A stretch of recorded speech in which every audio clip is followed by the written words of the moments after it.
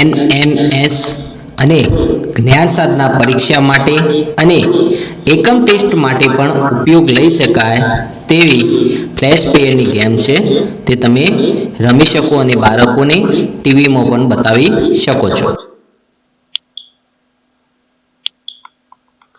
અહીંયા આપણને પહેલો પ્રશ્ન આવે છે, ટીપુ સુલતાનના પિતાનું નામ જણાવો. હૈદર અલી, અકબર, સિરાજુદ્દૌલા કે એક પણ નહીં? તો સાચો જવાબ છે હૈદર અલી.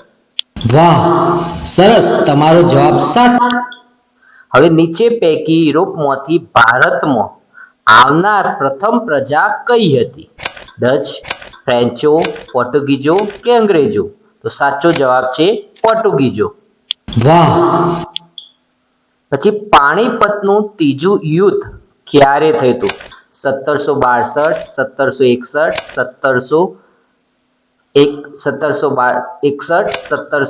1600માં.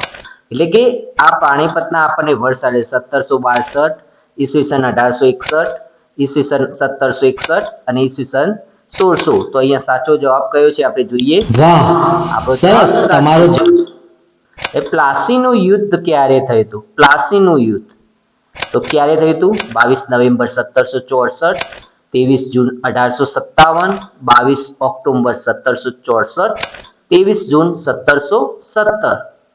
તો 23 જૂન 1857 કે 1757? તો 1757 તો વિપ્લવ. પ્લાસીનું યુદ્ધ કયા સ્થળે થયું હતું? રાજસ્થાનના જયપુરમાં, મહારાષ્ટ્રના મુંબઈમાં, તમિલનાડુમાં કે મુર્શિદાબાદ પાસેના પ્લાસી નામના સ્થળે? તમારો સાચો જવાબ છે મુર્શિદાબાદ પાસેના પ્લાસી નામના સ્થળે. સરસ. કયા ધારા અનુસાર ભારતમાં ગવર્નર જનરલની નિમણૂક કરવામાં આવી છે? સંસદીય ધારો, નિયામક ધારો, સનદી ધારો કે મેઘના કાંટા? તો આમાંથી કયો જવાબ છે આપણને ખ્યાલ નથી. જો તો આપણે તુક્કો મારીએ છીએ કે ભારતના ગવર્નર જનરલની નિમણૂક કયા કાયદા હેઠળ કરવામાં આવે છે? તો નિયામક ધારો આપણે ટીક કરીએ. સરસ, જવાબ સાચો છે. કયા ગવર્નર જનરલે ભારતમાં પોલીસ તંત્રની શરૂઆત કરી હતી? ડેલહાઉસી, વેલેસ્લી, કોર્નવાલિસ કે એક પણ નહીં? તો અહીંયા આપણે ટીક કરીએ છીએ કોર્નવાલિસ. આપણો જવાબ સાચો છે. કોણે સૌ પ્રથમ વખત ભારતીયોને ન્યાયતંત્રમાં ઉચ્ચ હોદ્દા ઉપર મૂકવાની શરૂઆત કરી હતી? શરૂઆત કોણે કરી હતી? વિલિયમ બેન્ટિક, વેલેસ્લી, કોર્નવાલિસ કે ડેલહાઉસી? શરૂઆત કરી હતી વિલિયમ બેન્ટિક. આપણે ટીક કરીએ છીએ. આપણો જવાબ સાચો છે. કોના નેતૃત્વમાં મૈસૂર સૌથી શક્તિશાળી રાજ્ય બન્યું? ટીપુ સુલતાન, વિશ્વનાથ બાલાજી, એક પણ નહીં હૈદર અલી? તો મૈસૂરનો વાઘ કોણ હતો? ટીપુ સુલતાન. પણ એમના પિતાજીને કોણ હતા? હૈદર અલી. તો આપણે ટીક કરીએ છીએ અંદર. અરે રે, તમારો જવાબ ખોટો છે. વાસ્કો દ ગામા કયા દેશનો વતની હતો? પોર્ટુગલ, સ્પેન, અમેરિકા કે હોલેન્ડ? આપણે ખબર છે પોર્ટુગલ. આપણો જવાબ સાચો છે. પોર્ટુગીઝોને મરી મસાલાનો વેપાર કરવાની કોણે સંમતિ આપી હતી? બાબરે આપી હતી, રાજા સામુદ્રિક જામોરિન, કોલંબસ કે શાહજહાં? તો પોર્ટુગીઝોને મરી મસાલાની વેપારી રાજા સામુદ્રિકે આપી હતી. હવે ઈસ્ટ ઇન્ડિયા કંપનીની સ્થાપના ક્યારે કરવામાં આવી હતી? ઇંગ્લેન્ડમાં. તો 1800માં, ઈસવીસન 1800માં, ઈસવીસન 1500માં, ઈસવીસન 1700માં કે ઈસવીસન 1600માં? ઈસવીસન 1600માં. તો જવાબ સાચો છે. તુર્કોએ કોન્સ્ટેન્ટિનોપલ ક્યારે જીતી લીધું?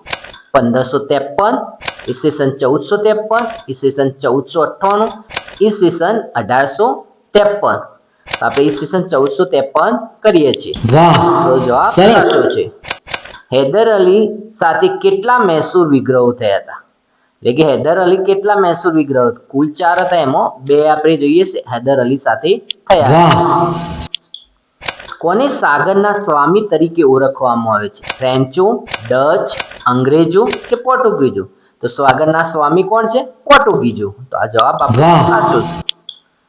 કોણે અંગ્રેજોને સુરતમાં કોઠી સ્થાપવાની પરવાનગી આપી? સુરતમાં કોઠી સ્થાપવાની પરવાનગી બાબરે આપી હતી, જહાંગીર, અકબર કે શાહજહાં?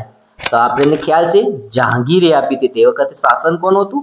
જહાંગીર. વાહ આપણો જવાબ સાચો છે.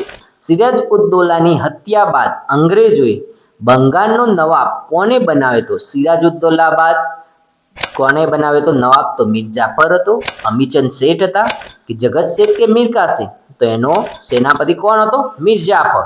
તો મીર જાફરને બનાવ્યો હતો. વાહ તો આપણો જવાબ સાચો છે. 1458માં પોર્ટુગલનો કયો નાવિક કાલિકટ બંદરે આવ્યો હતો? કોલંબસ હતો, જહાંગીર, એક પણ નહીં કે વાસ્કો દ ગામા? તો આપણને ખ્યાલ છે 1498માં કોણ આવ્યું હતું કાલિકટ બંદરે? Vasco da gamma. વાહ આપણો સરસ. જવાબ સાચો છે. મૈસૂર રાજ્ય સાથે કેટલા મૈસૂર વિગ્રહો થયા હતા? આપણે આગળ જોયું 3, 2, 1 કે 4? તો 4 મૈસૂર વિગ્રહો થયા હતા. વાહ ડચ વલંદા કયા દેશના વતની હતા? ક્યાંના વતની હતા? તો ભારતના હતા? ના. સ્પેનના હતા? ના. પોર્ટુગલના હતા? ના. તો હોલેન્ડના વતની હતા. વાહ હવે 15મી સદીમાં યુરોપમાં જે સામાજિક અને ધાર્મિક પરિવર્તનો થયા તેને ઇતિહાસમાં કયા નામે ઓળખવામાં આવે છે? નવયુગ તરીકે? ના. નવજાગૃતિ તરીકે? હા. 15મી સદીમાં યુરોપમાં જે સામાજિક અને ધાર્મિક પરિવર્તનો થયા તેને ઇતિહાસમાં નવજાગૃતિ કહેવામાં આવે છે. વાહ અને બક્સરના યુદ્ધ ક્યારે થયું હતું? તો બક્સરનું યુદ્ધ 23 જૂન 57માં, 22 નવેમ્બર 64, 23 જૂન 1757 કે 22 ઓક્ટોબર 64, 1764? આપણે ટીક કરીએ છીએ બંનેમાં 64 છે. આપણે ઓક્ટોબર ઉપર ટીક કરીએ. વાહ આપણો જવાબ સાચો છે.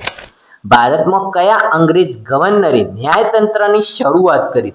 એક પણ નહીં, ડેલહાઉસી, વેલેસ્લી કે વોરન હેસ્ટી? તો આની શરૂઆત કોને કરી હતી? આપણને ખ્યાલ છે તો વોરન હેસ્ટી. વાહ હવે ભારતમાં કયા અંગ્રેજ અધિકારી સનદી સેવા માટે સ્પર્ધાત્મક પરીક્ષાની શરૂઆત કરી? એટલે કે સ્પર્ધાત્મક પરીક્ષાઓ લેવાનું શરૂ કરનાર કોર્નવાલિસ, ડેલહાઉસી, વેલેસ્લી કે ક્લાઇવ? આપણો અંદાજો છે ડેલહાઉસી. તો સાચો પડે છે જવાબ? જોઈએ. વાહ આપણો જવાબ સાચો છે. નીચે પૈકી કયો ક્રમ ભારતમાં આવે યુરોપિયન પ્રજા માટે યોગ્ય છે? તો સૌપ્રથમ કોણ હતા? ફ્રેન્ચ, અંગ્રેજ, ડચ કે પોર્ટુગીઝ? ડચ, પોર્ટુગીઝ, ફ્રેન્ચ કે અંગ્રેજો? પોર્ટુગીઝ, ડચ, અંગ્રેજ અને ફ્રેન્ચ. આપણનો અંદાજો છે કે પહેલા વાસ્કો દ ગામા આવ્યો તો એ કઈ જાતિનો આપણે કયા દેશનો હતો? પોર્ટુગલ. એટલે પોર્ટુગીઝો, પછી ડચ આવ્યા હતા, પછી અંગ્રેજો અને લાસ્ટમાં ફ્રેન્ચો આવ્યા હતા. તો આ જવાબને આપણે ટીક કરીએ. વાહ આપણો જવાબ સાચો છે. ભારત તરફ આવવાનો જળમાર્ગ કોણે શોધ્યો હતો? તો વાસ્કો દ ગામાએ. વાહ પ્લાસીના યુદ્ધમાં અંગ્રેજોનો સેનાપતિ કોણ હતો? તો રોબર્ટ ક્લાઇવ. વાહ સરસ. આપણો જવાબ સાચો. ફ્રેન્ચોએ 1668માં પ્રથમ કોઠી ક્યાં સ્થાપી હતી? ગાંધીનગરમાં? ના. ભાવનગરમાં? ના. સુરતમાં હોઈ શકે. આપણે અંદાજો સાચો જવાબ છે. ફોર્ટ વિલિયમ કોલેજની સ્થાપના કયા શહેરમાં કરવામાં આવી હતી? એક પણ નહીં, ચેન્નઈમાં, કોલકાતામાં કે મુંબઈમાં? ફોર્ટ વિલિયમ કિલ્લો ક્યાં આવેલો છે? તે કોલકાતામાં. તો કોલકાતામાં હોઈ શકે. વાહ આપણો જવાબ સાચો છે. કયા ધારાથી ગવર્નર જનરલને ભારતના વહીવટી તંત્રનો સર્વોચ્ચ વડો બનાવવામાં આવ્યો? આપણે આમાં અંદાજો લગાવીએ. સાચો જવાબ કયો હોઈ શકે? સંસદીય ધારાથી, મેગ્ના કાર્ટાથી, નિયામક ધારાથી કે સનદી ધારાથી? આપણે સનદી ધારો ટીક કરીએ. આપણો જવાબ સાચો. તમે પાસ થયા છો. આપણને કોંગ્રેચ્યુલેશન. 29 માર્ક્સ એટલે કે 22 છે. આપણો ટેસ્ટ સફળ રહ્યો છે.